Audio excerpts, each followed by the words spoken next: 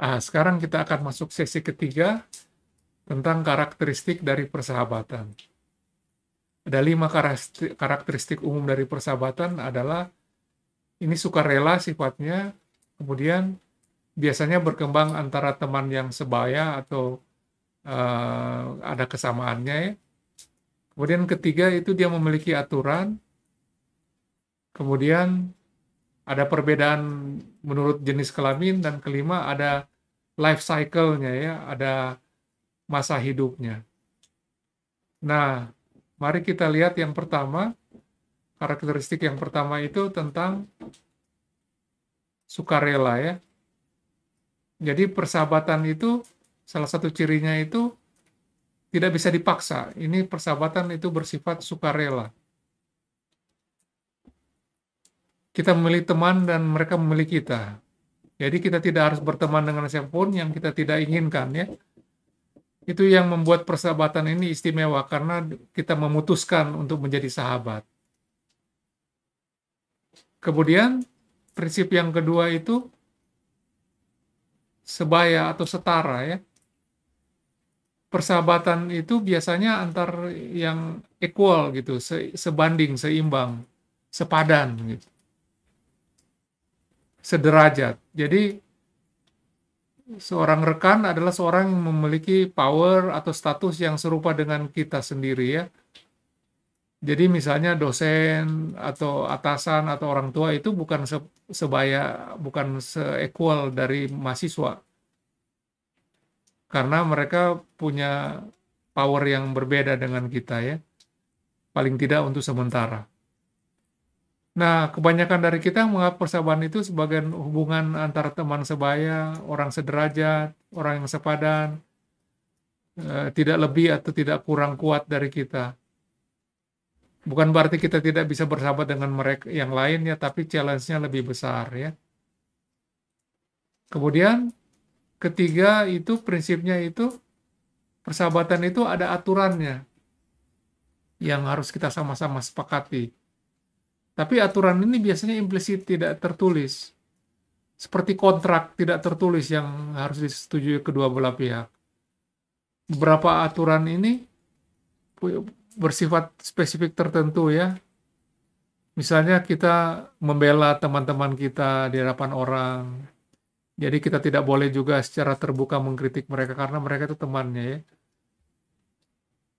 Nah, kita juga punya aturan misalnya kita harus mikirin ya, jaga perasaan orang, teman kita itu, dan kita trust pada mereka dan tidak juga cemburu dengan persahabatan mereka dengan yang lain.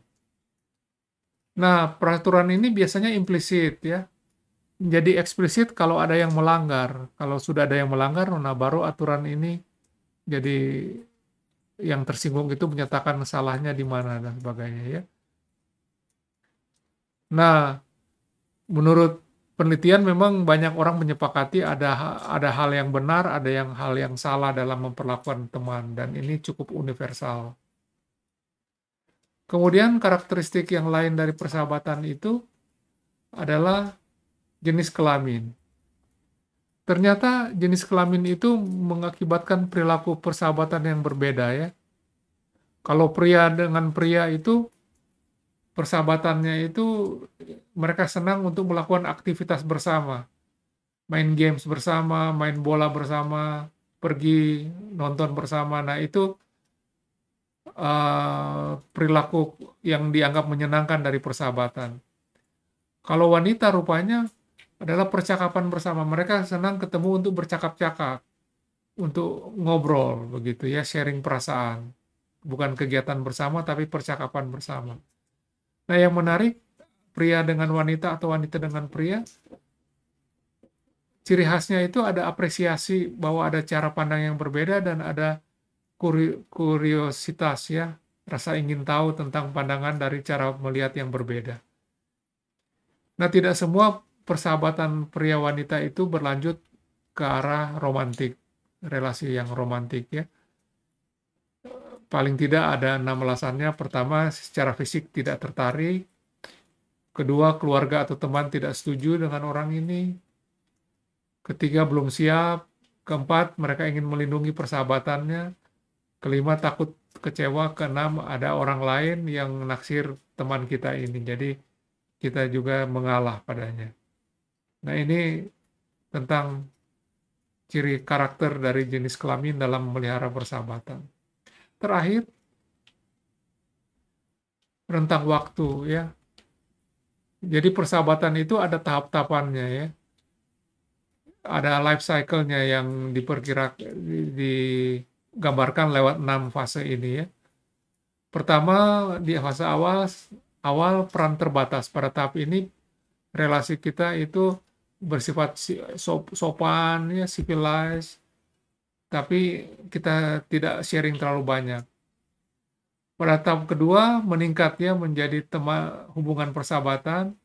Setelah kita ngobrol, kita memasuki tahap hubungan persahabatan, percakapan menjadi lebih ramah, kemudian mulai membagi cerita-cerita yang bersifat pribadi ya. Pada tahap 3 menuju ke persahabatan yang lebih erat, friendship. Di sini kita mulai mengirim pesan, menanya apakah mau ikut ke satu acara misalnya ya. Komunikasi menjadi lebih sosial dan tidak terikat pada norma-norma atau aturan yang ketat. Kemudian pada fase 4 sudah terlahirlah satu persahabatan ya. Di mana kita sudah menikmati pertemanan itu, sudah mulai menganggap dirinya sebagai teman ya. Komunikasi lebih bersifat pribadi dan tidak terlalu ada aturannya. Fase 5 stabil ya, persahabatannya stabil dengan perjalanan waktu, kita invest, kemudian kita saling percaya satu sama lain, bahkan kita ada penyesuaian-penyesuaian dalam diri kita itu agar lebih sejalan dengan teman kita. Nah, di fase terakhir, fase memudarnya persahabatannya, kita kemudian membiarkan waktu akan memudarkan persahabatan itu, mungkin ada kemunduran, mungkin lebih rileks, mungkin sama sekali berakhir karena satu dan lain hal ya. Nah, jadi kita tidak berharap sebetulnya persahabatan itu akan langgeng ya, tidak selalu seperti itu. Life cycle. Nah, apalagi kalau kita punya teman yang negatif.